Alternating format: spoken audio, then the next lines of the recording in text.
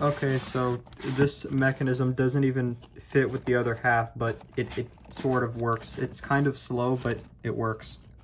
See, it holds the arm on pretty good, but it has a crack in the middle of it.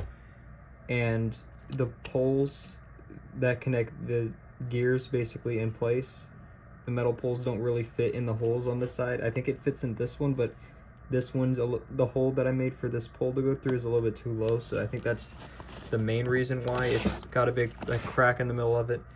So you can see the screws aren't even really helping. But we'll play it now.